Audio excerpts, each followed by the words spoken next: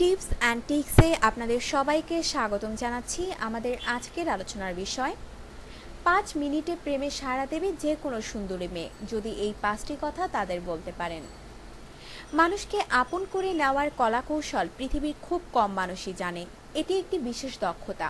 হয়তো দেখে থাকবেন আপনারই পরিচিত কেউ অল্প কিছুক্ষণের মধ্যে অন্য যে কোনো মানুষের প্রিয় পাত্র হয়ে উঠতে পারে, মানুষের সাথে খুব সুন্দরভাবে মিশতে পারে, কথা বলতে পারে, ফলে তাদের সে সম্পর্ক টেকে অনেক দিন। অথচ দেখা যায় আপনি নতুন কোনো মানুষের সাথে কথা বলতে ভয় পাচ্ছেন অথবা লজ্জা পাচ্ছেন, কাজ করছে সংকোচ এবং দ্বিধা।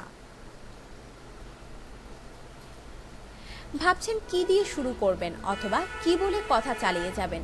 আজ আপনাদের কাছে শেয়ার করব কিভাবে 5 মিনিটের মধ্যে মানুষকে আপন করে নিতে পারবেন। তবে বিস্তারিত শুরু করার আগে একটা কথা মনে রাখবেন, একই সূত্র সবার জন্য সমানভাবে কাজ নাও করতে পারে, কারণ পৃথিবীর কোনো সম্পর্কই কোনো নির্দিষ্ট সূত্র দিয়ে বেঁধে রাখা যায় না। এটি স্থান, কাল, পাত্র অনুযায়ী পরিবর্তন হতে পারে। আরেকটি জিনিস দেখবেন, এই ধরনের মানুষেরা যারা মানুষকে আপন করে নিতে পারে তারা কখনোই কোথাও আটকে থাকে না। মানুষ তাদেরকে 2 হাত ভরে সাহায্যের হাত বাড়িয়ে দেয়। মানুষ তাদের ভালোবাসে।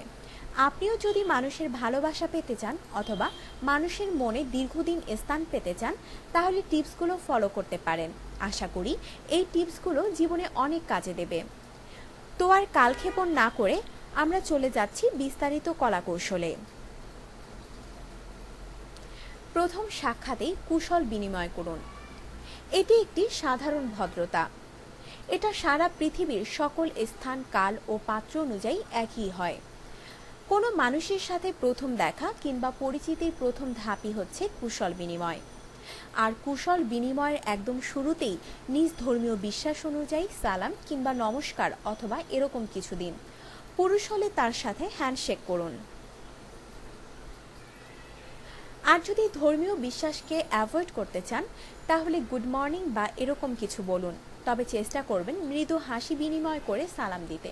তবে এক্ষেত্রে একটি কথা আছে, পরিবেশ বুঝতে হবে। সব পরিবেশে আবার হাসবেন না।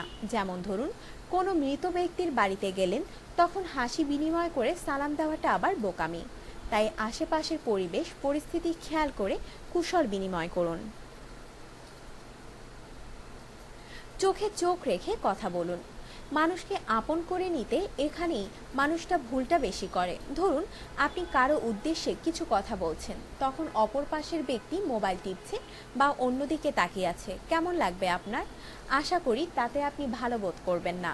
ঠিক তেমনি যখন কেউ আপনার সাথে কথা বলবে, আপনি তার চোখের দিকে তাকিয়ে কথাগুলো শুনুন। এতে আপনি যে তার কথা মনোযোগ সহকারে শুনছেন সেটা সে পছন্দ করবে। ঝুঁকে বসুন। মানুষকে আপন করে নেওয়ার একটি অন্যতম কৌশল। যখন বসে অন্য কোনো ব্যক্তির সাথে কথা বলবেন, তখন হেলান দিবেন না অথবা কোনো দিকে কাত হয়ে বসবেন না। একদম সোজা হয়ে একটু তার দিকে ঝুঁকে বসুন, মানে মাথাটা একটু এগিয়ে দিন। তাতে ওই ব্যক্তি মনে করবে আপনি তাকে গুরুত্ব দিচ্ছেন, ফলে সহজেই আপনাকে সে আপন ভেবে কথা বলবে। কথার উত্তর দিন। মানুষকে আপন করে নেওয়ার আরেকটি কৌশল হচ্ছে কথা কম বলুন আর শুনুন বেশি।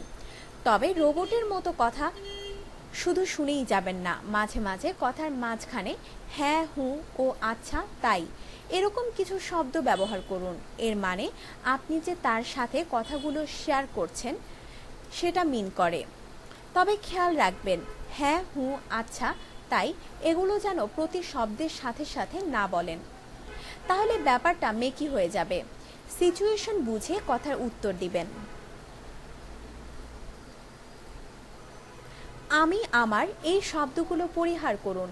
মানুষকে আপন করে নেওয়ার সবথেকে গুরুত্বপূর্ণ বিষয় হচ্ছে এটা।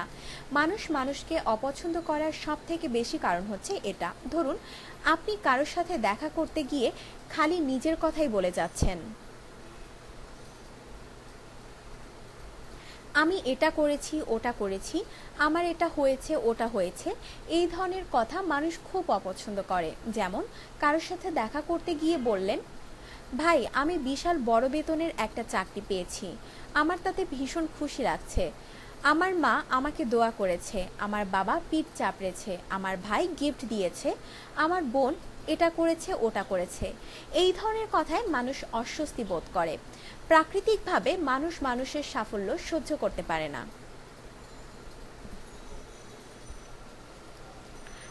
আমার মানিব্যাগ হারানো গিয়েছে, এই ধরনের সমস্যাও মানুষ পছন্দ করে না, বরঞ্চ আপনি তার কথা জানতে চান। আমি আমার এই শব্দের পরিবর্তে আপনি আপনার শব্দ প্রয়োগ করুন। ভাই, আপনি কেমন আছেন? আপনার চাকরি কেমন চলছে? আপনার বিড়ালের খবর কি? মানুষ নিজেরটা বলতেই বেশি পছন্দ করে, আর সে কথা যদি কেউ মনোযোগ সহকারে শোনে তাহলে আরও বেশি পছন্দ করে।